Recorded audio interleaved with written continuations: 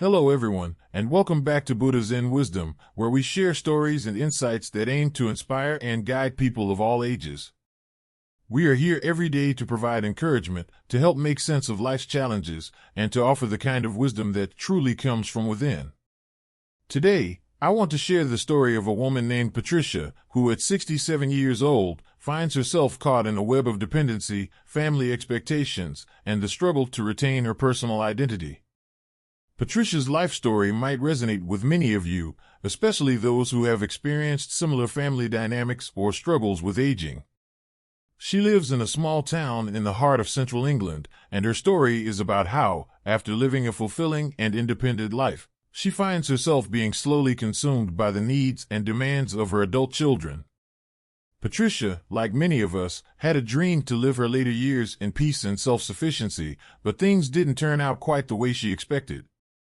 Let's take a deeper look into her life, how it unfolded, and what it can teach us about elderly dependence and familial responsibilities.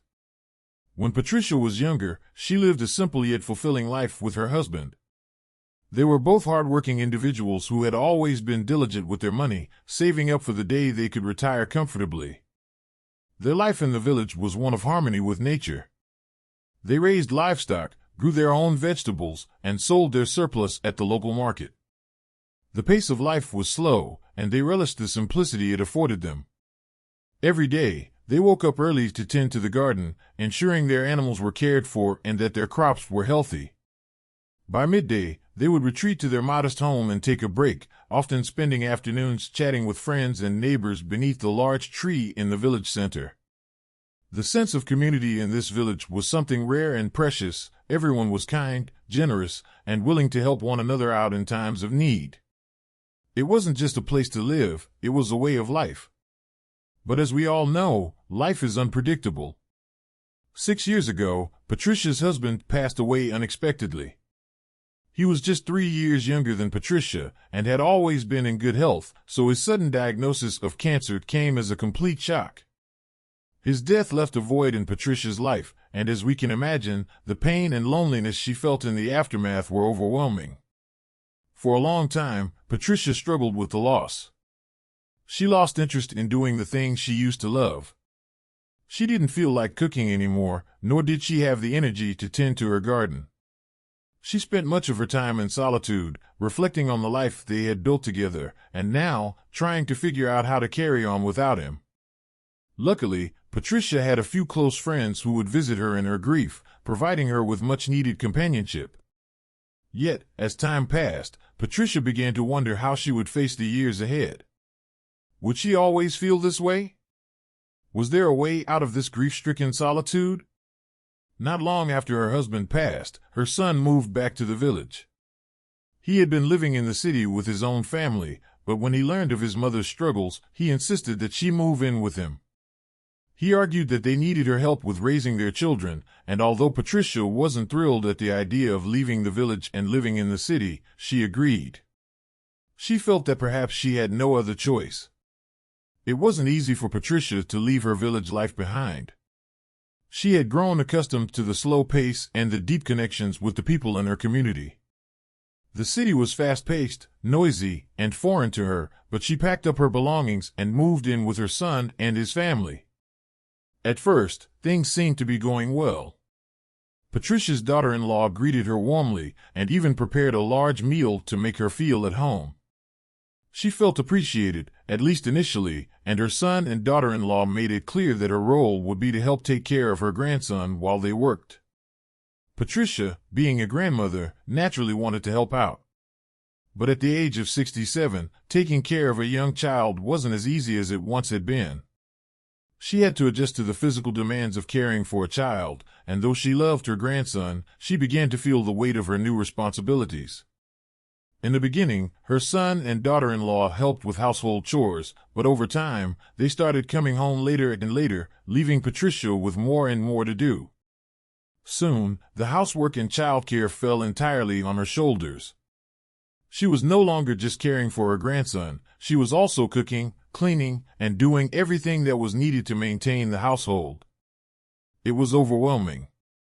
After a period of illness, Patricia suggested to her son that they hire a cleaner to help out around the house, but her son refused, citing their financial situation.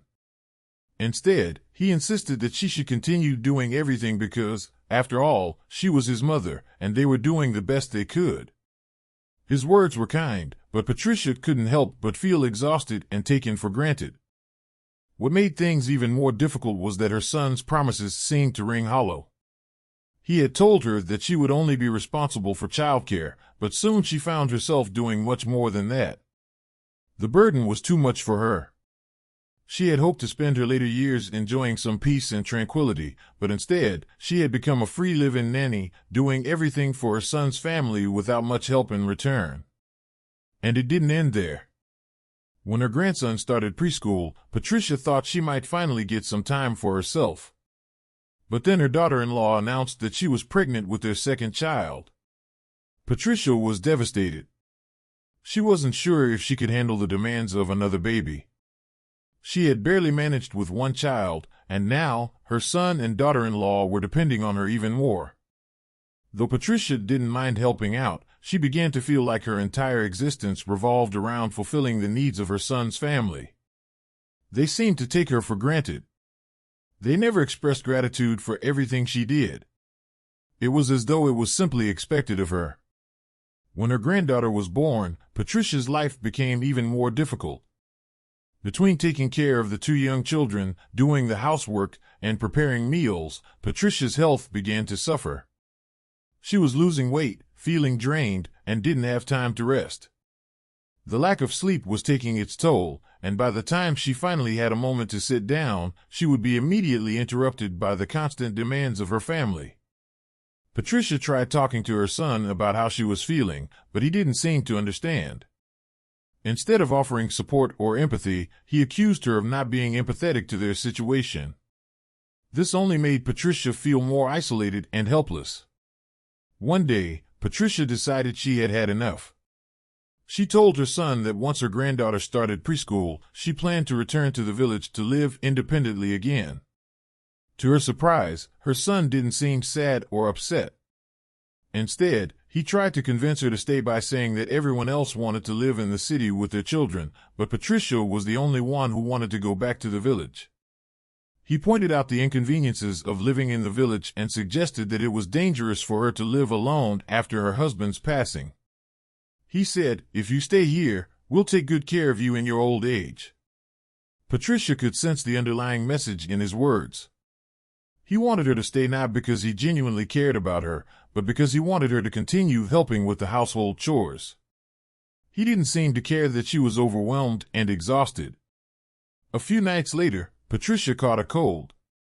She forgot to cover herself with a blanket and began feeling weak and dizzy. Despite being ill, she still had to take care of her granddaughter.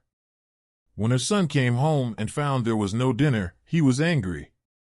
Patricia explained that she wasn't feeling well and asked him to take her to the doctor, but he dismissed her, saying that she should go on her own because they had to take care of the child. This was the final straw for Patricia. She felt abandoned, uncared for, and completely taken for granted. She had tried to do everything for her family, but they didn't seem to appreciate her efforts. Now, Patricia finds herself at a crossroads. She wants to return to the village, but her son won't let her. He continues to guilt-trip her, telling her that she's being selfish for wanting to leave. Patricia feels torn between her desire for independence and the pressures placed on her by her family. Through all of this, Patricia has come to a painful realization. Sometimes, what appears to be love and care from family members is really a relationship of convenience. She's given so much of herself, but in return, she's lost her sense of identity.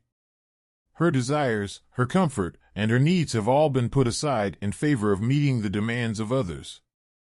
Patricia's story is a wake-up call for many of us. As we age, we need to be mindful of the expectations that are placed on us by others, and we must remember that it's okay to set boundaries. It's okay to say no when we feel overwhelmed. Our lives are our own, and we must learn to protect our well-being, even if it means disappointing those we love. So, let Patricia's story be a reminder to all of us, while family is important, it should not come at the cost of our own happiness and self-respect. Let us cherish the relationships that bring us joy, but also have the courage to step away from those that take too much from us.